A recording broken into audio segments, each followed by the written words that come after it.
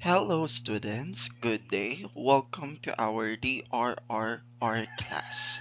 And for today, we will be having our lesson number 2, talks about geological hazards, geological maps, and mitigation. So for today, our goal is according to our most essential learning competencies. After this lesson or this session, you must analyze the causes of geological hazards. So with this, our specific objectives are: first, interpret the geological maps and apply mitigation strategies to prevent loss of lives and properties. So let's begin. So first, let's have our activity number 1. So I know we are in our synchronous setting. We're in, unfortunately, due to some conditions, we won't be able to meet physically face to face. But I want you to do this the same way we do this inside our class. Okay? So again, so for our activity number 1, this is entitled After the Fall. So here, I want you to analyze the picture that I will be showing you on the next slide and answer the questions given afterwards. Okay, so here are the pictures. Okay, so this is the picture of a geohazard map from the province of Siquijor. As you may notice, this hazard map is composed of different components. Okay, so we have here the legends, the colors, the name, also the title, and the others that you may notice. Okay, so I want you to analyze it. I'm giving you 20 seconds to take a look at it.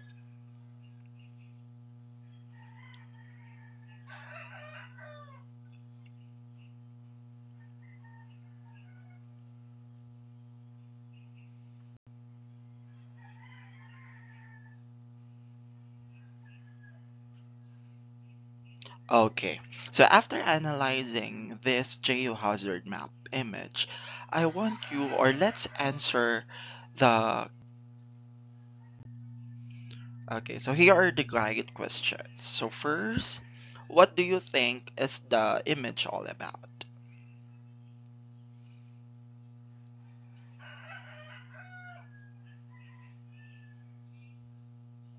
Okay, you are correct.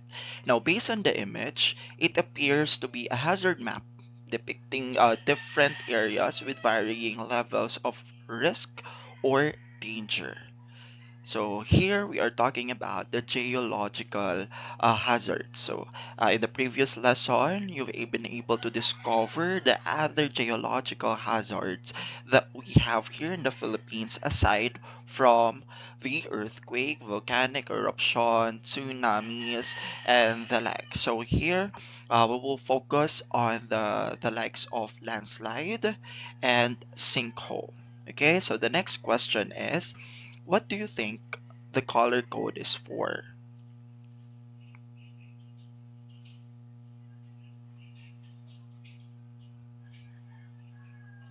Okay, very good. So the color code in the image is likely to use to represent different levels or risk or danger. Levels of risk or danger. So each color may correspond to a specific hazard or indicate the severity of the hazard in a particular area. The color code also helps users to quickly identify the areas of high and low risk on the geohazard map. Okay, let's proceed to the third question. What do you think is the purpose of this kind of image?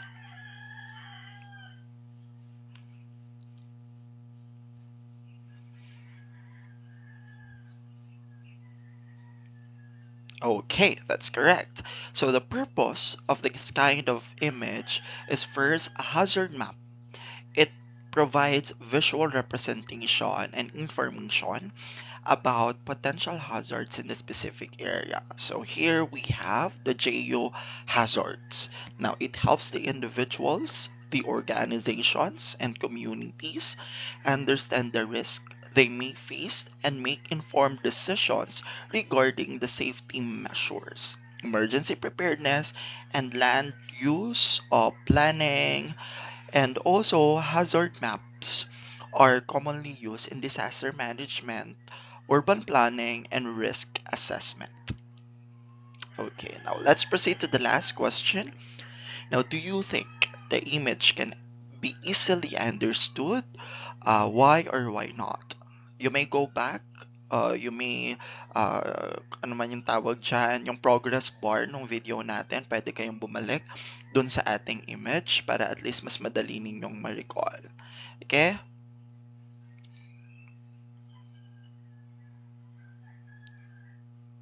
Okay, very good. So I hope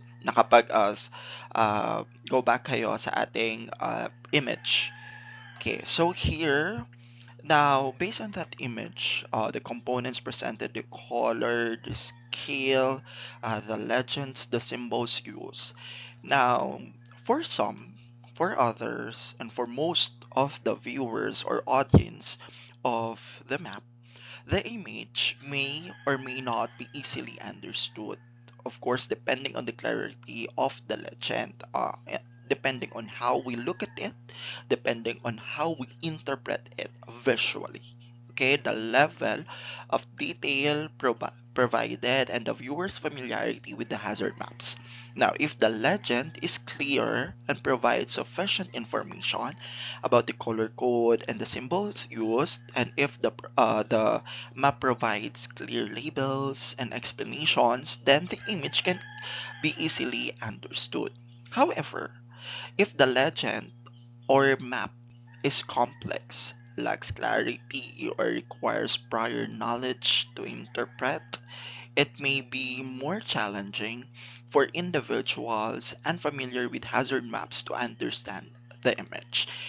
Now, I would like to share um, my previous discussion of this topic in the last year's batch of students. Now, interestingly, I have one student na sumagot sa akin in this question na for him, it does not easily interpret the map. Why? Kasi there are students daw or there are people in general na lang na may condition ng color blindness. Meaning, for some, for example, for us, okay, normal people, I say normal because we see same colors. Okay, so for us, color red, yun na interpret natin doon sa image or sa map. Pero pagdating sa kanila, yung color red na yun, pwedeng in different shade or in different color. So for them, yung color red, possible ang pagkakakita nila ay gray or light blue or other color. So for that specific condition, they may be struggling in terms of interpreting the the purpose or the message of the hazard. Okay? Kasi possible hindi nila madaling nagigets. So ano yung mga kailangan natin gawin with that? So first, we need to be familiar with the conditions of our audience in having a hazard map. Okay, so again, as mentioned, the purpose of the hazard map is to inform the citizens, to inform the people about the danger. So with that, to raise awareness fully, we must deal with the conditions present on our citizens. Okay, so that's just one of the examples na meron tayo in considering the interpretation of the hazard map. Okay, so let's move on. Okay, so again, a geological hazard map. So here, when we say geological hazard map, it is a kind of map that focus on showing the areas that are vulnerable to geological hazards such as earthquakes, earthquake threats, volcanic eruptions, and landslides. Now, also, a hazard map is used as a tool that scientists and local authorities may use to anticipate any hazard that a geological event could bring. Now, one of the purpose of having geological hazard map is to raise awareness and educate the public about the hazard and also train them for the geological threat. Now, so this is an example of a geological hazard map that we have here in the Philippines. So here we have a geological hazard map for the Philippines as a whole. Okay, so here the components of our hazard map. So first we have the names, the labels, of course, the colors in different shades as well, and also the definition, okay, of these colors. Now here we have a geological hazard, landslide. So the purpose of this map is to educate the people, the Filipinos, about the danger or the threat of the landslide. So here on our scale, so for the color brown, so we have here color brown, that means very high susceptibility to landslide.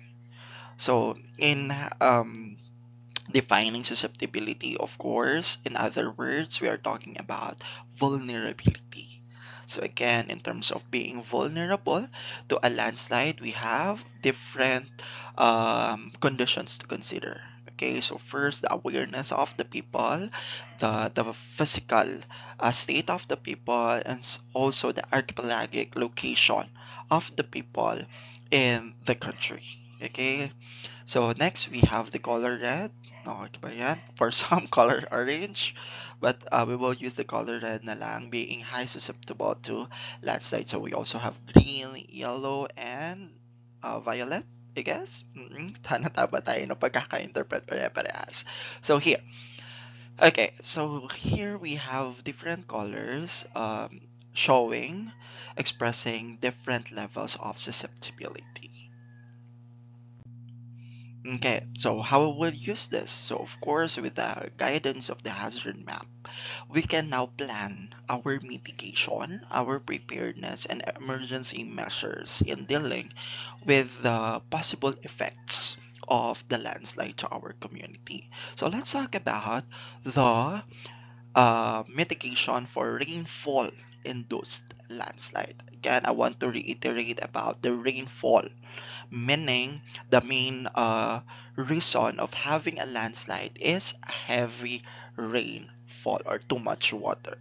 Okay, so in terms of the rainfall induced landslide, we can have mitigation strategies that include, so first, studying the rainfall patterns of the area. So kung kailan ba ang tag-ulan or kailan ba expected na uulan, and of course the type of soil na meron tayo doon sa ating community or doon sa area, and of course the land characteristics and the flow or the presence of nearby bodies of water. Kasi kapag mas malapit sa body of water, mas tumataas yung exposure ng soil natin to the water. Now, this information can be gathered from a landslide geological map that areas with steep slope and coarse bare soil, when we say bare soil, there are no more vegetation on the area. They are more susceptible to landslide. Kasi of course, wala nang nakakapitan yung soil para mas maging compact sila, para mas maging stable sila in case na sila ay ma-expose to water. Now, coarse materials generally have low cohesive strength. So deforestation and urban development may also affect the condition of the soil or the condition of the slope of the area in terms of the landslide.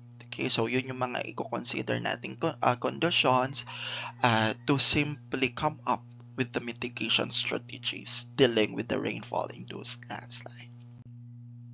Okay, now let's talk about the general idea on what to do before a landslide. So here, first, before, so this should be done prior to the existence of the landslide. So first, have an emergency preparedness plan in your place. So here we simply recommend to have a community forum, or gusto nyo sa family nyo na lang muna, kasi may mga families na they are living in a compound wherein their relatives are also living or residing in the same place with your family. So, pwede tayong mag-start lang doon. Okay? So, have an emergency preparedness plan in your place.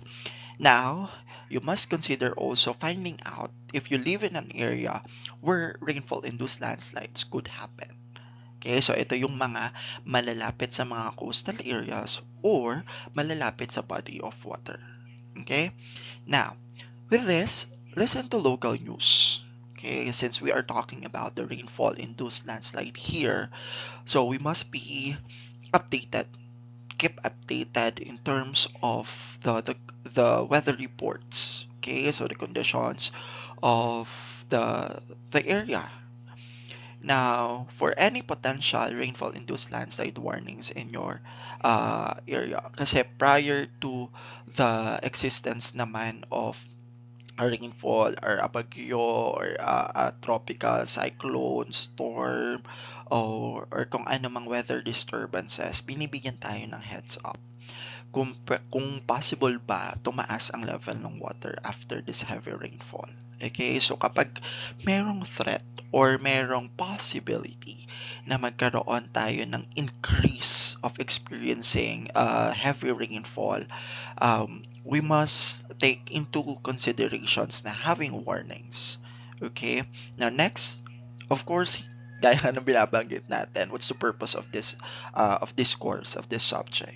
Not just to inform you, students, but also to spread awareness and education. So, pwede nyo umpisahan yan by talking with your family.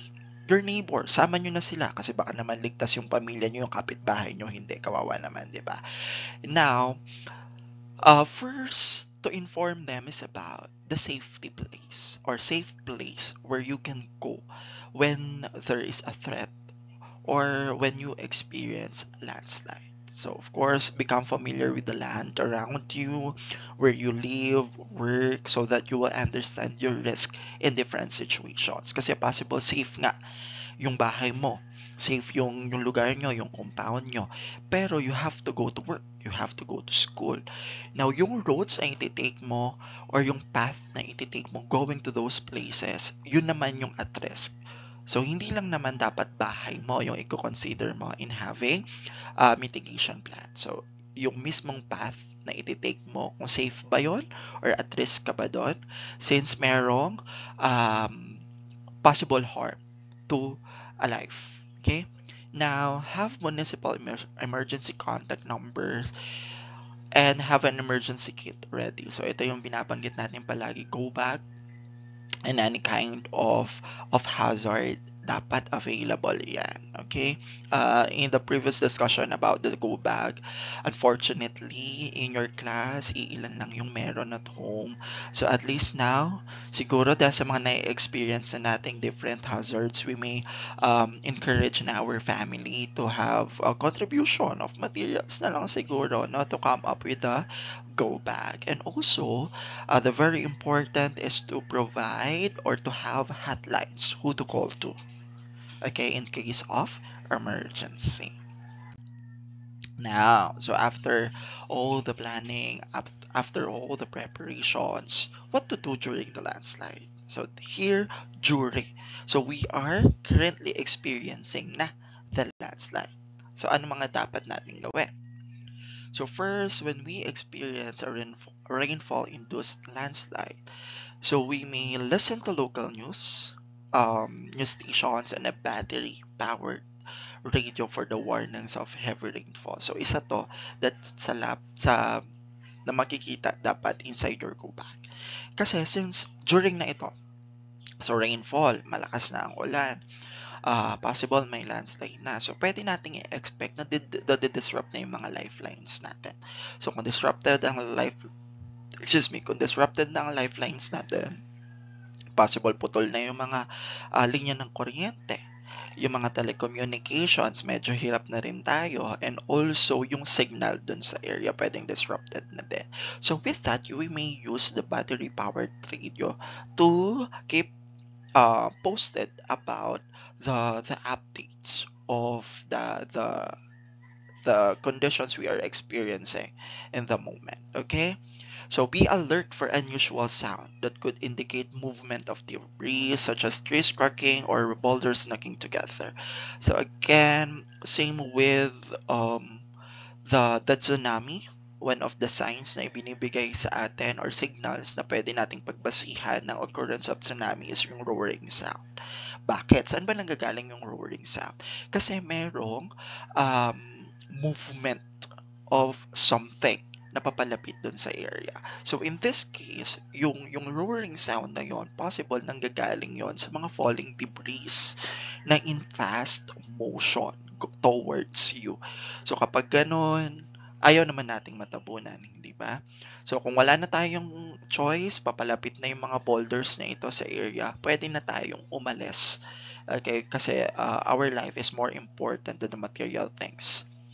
Now, move away from the path of a landslide or debris flow. So, hindi man tayo magmamalakas na sasalubungin natin. Hindi, sir, humarang giba. Ilaban natin to. Of course not. Hindi ganun yon. Kasi mas matibay yung mga malalaking tipak ng bato compared sa mga physical bodies natin. And of course, we must take into consideration the possibility of mud flow. Okay? Kasi there is the chance of increasing occurrence of it when we are near in the flowing body of water with heavy rainfall. Okay, and of course, be vigilant for any sudden variation in water flow if you are near a stream or a channel. So here, sa mga debris flow, pwede silang humalo sa body of water that can form mud flow. So with that, be prepared for evacuation. Okay, once everything is clear na and you are ready or clear to move out to your place. Okay, so what to do after a landslide? So here, unfortunately, nangyari na, may mga natabunan na, may mga gumuho na, or may mga nasira na.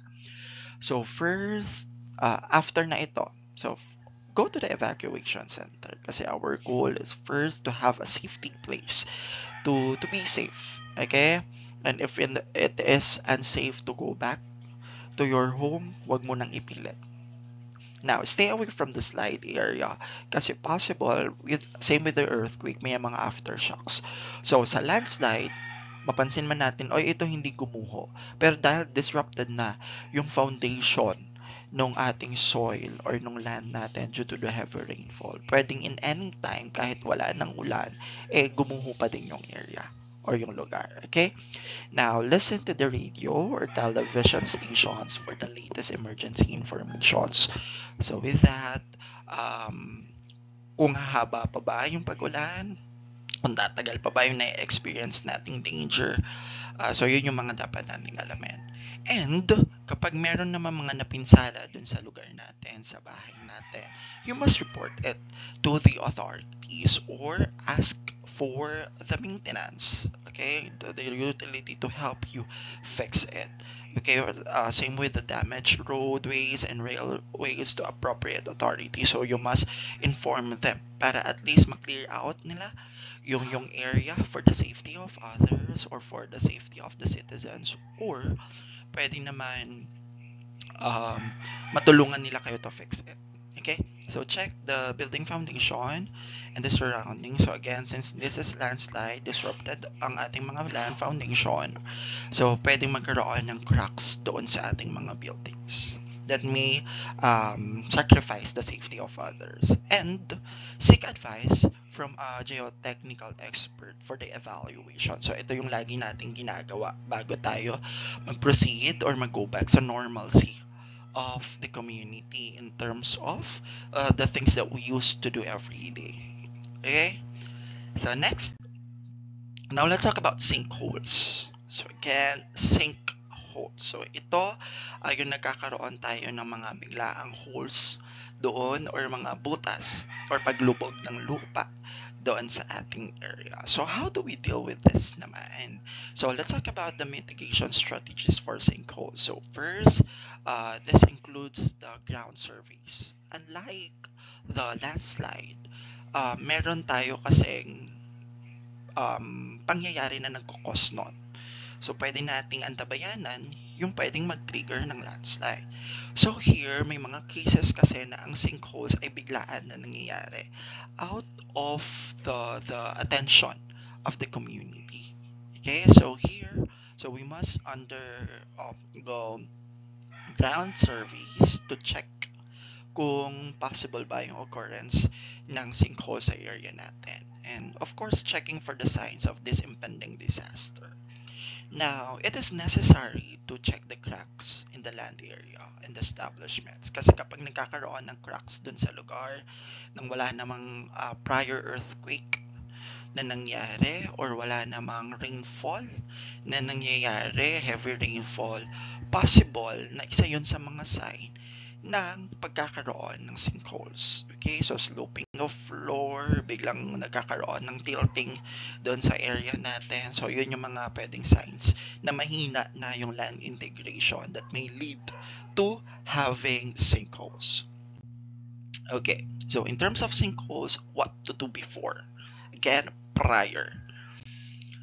So first, as mentioned earlier, the cracks in the exterior and interior of your property. So, yung mga joints, yung mga windows, biglang tumabingi ang bintana, yung doors, biglang ang hirap ng isara, or bigla namang lumuluwag ng isara, hindi naman sira yung mismong kinakabitan ng door. So, possible nag-tilt, kaya nagkakaroon ng disturbance doon sa opening and closure of the door.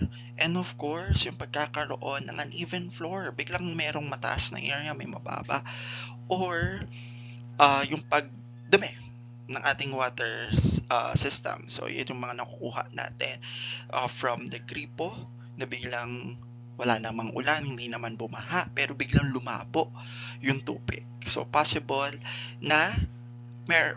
mangyari yung sinkhole kasi disrupted na yung system. Okay? So, check for the previously buried items such as fence post. Ito yung mga bakod natin, yung may mga gate dyan sa mga bahay nila. Or kahit hindi na yung gate, yung mga puno na lang na halaman na biglang lumulubog. Napansin natin, parang 1/4 lang yung nakalubog dito kanina or kahapon, tapos biglang ngayon nasa kalahati na. So, possible exposed na sila sa tinatawag nating ground sinks. Okay? Now, check for a circular pattern of ground cracks around the sinking area as well. Ito yung pagkakaroon ng biglang magbibilog. Parang may nabubuo na circular pattern doon sa area na pwedeng later on yung bilog na yun ay bumaba na or bumagsak. Okay? So, check for the formation of small ponds. Ito yung bigla kayo nagkakaroon ng lawa or nagkakaroon ng small bodies of water in your area.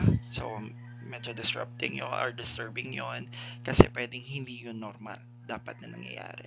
Okay, so slumping or falling of trees or fence posts, the sudden ground openings or ground settlement. So ito yung mga bilang paglubog, paglaglag, pag-slide down ng mga fence trees and the other foundational things around us.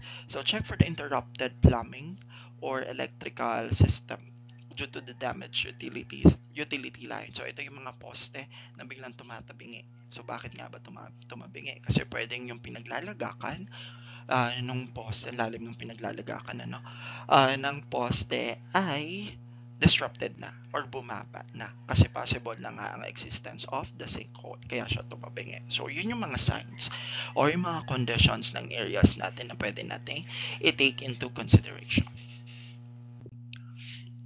Okay, so let's have the things on what to do during sinkhole. Okay, so first, don't get too close to the area of the sinkhole and stay well back and watch out for the surface crack. So possible kasi na yes, merong may hole na nabuo and hindi lang yun yung major or main exposure ng danger kasi pwedeng dun sa mga neighboring cracks dun ng hole ay pwede mag-trigger din ng harm or danger to the other life form. So with that, wag na muna tayong makimarites. Iwasan na muna natin ang pakikipag-osyoso. Now, lumapit tayo dun sa area kapag sinabi ng clear and safe na ang lahat. Okay? Now, if the hole is very large and a risk to others, call the authorities. So ask for help and also emergency responders kasi they are trained and they are informed and they know what to do and how to deal with that kind of situation. And of course, avoid children coming to the area or to the sinkhole kasi uncontrollable yung mga movements ng mga bata. So makukulit yon, baka makaligtaan natin, biglang may mahulog doon sa holes. Okay, now kapag maliliit lang naman yung mga holes na nabuo, pwede muna nating takpan yon. Okay, place a piece of plywood kung wala, kung ano man yung pwedeng i-cover natin. Solid, hindi pwedeng plastic ha, na solid na pwedeng i-cover up yung buong hole bago dumating yung mga authorities. Please do so. And use post with caution tape or rope to inform the other members of the community na may danger doon sa area. Now, kung wala pa yung mga authorities and sa tingin ninyo nagkakaroon ng improvement doon sa sinkhole, lumalaki ng lumalaki, take photographs for documentation. Okay, but do not get too close to the edges. Okay, kasi pwedeng yung mga edges na yon ay mahina na rin and anytime pwede ring mag-collapse. Okay, so with that, the purpose of this is for the reports, for the documentation as well, and of course para hindi verbal information ang ibibigay natin sa mga authorities na darating. And don't allow an authorized or inexperienced person to investigate the sinkholes. Okay, pasintabi po sa mga barangay tanod, sa mga kapitan natin. Yes, you are the leaders of the community that you are into, but hindi lahat ay cover na expertise ninyo. So kayo man ay mapabarangay captain, kayo man ay mapabarangay tanod or SK kagawad or kung ano man ang posisyon nyo, if you are not a JEO expert, please, wag po tayong nagmamarunong. Okay? Okay, now what to do after a sinkhole? So ito na. Meron na nangyari na yung pagkakaroon ng collapse at meron ng hole doon sa land. So first, iwasan po nating mag-refill ng kung ano-ano doon sa hole. Kasi yung iba, gusto na, hindi, tabunan na lang natin para at least mawala yung hole, malagyan, ma-occupy yung space na nasa gitna and then maging stable po ulit. Tapos yung nilalagay nila yung trashes nila or yung trash nila doon, yung mga garbages nila. So hindi po ganun ha. Kasi it may cause groundwater contamination. And we all know naman na ginagamit natin yung groundwater natin as a form of source of energy and same with the deep well natin. So yung groundwater yung kinukuha natin, yung hina-harvest natin doon. So kung lalagyan nyo ng basura yun, pwedeng makontaminate yung available water and then iko-consume ng tao. So pwedeng mag-lead yon sa mga health risks. And also prevent construction of building or other physical structures near the sinkhole area. Kaya nga nagkaroon ng sinkhole kasi possible unstable na or unstable na yung foundation ng lugar. So wag na po natin pag-isipan pa na magtayo ng infrastructures or ng buildings doon sa lugar. And of course, gaya ng kanina ko pa sinasabi, call the authorities. So they may plan to mitigate the effects of the sinkhole and sila ang magsasuggest on what to do in terms of dealing with the sinkholes. Okay, that's it. Thank you for listening. And I hope you learned something new. Our subject, the RR. Okay, so good day everyone. Now before I end this video lesson, I would like to remind everybody to please do the activities or the tasks na ibibigay sa inyo on our group chat and make sure na maiko-comply natin yon on time. Okay, please stand by and keep posted in our group chat regarding the task in line with this lesson. Now, stay safe everyone, stay hydrated, and please wag na po tayong lumabas kung hindi naman kinakailangan to avoid exposure to extreme heat. So with that, have a safe Stay at home, everyone, and thank you for listening. And see you on our next video lesson. Goodbye.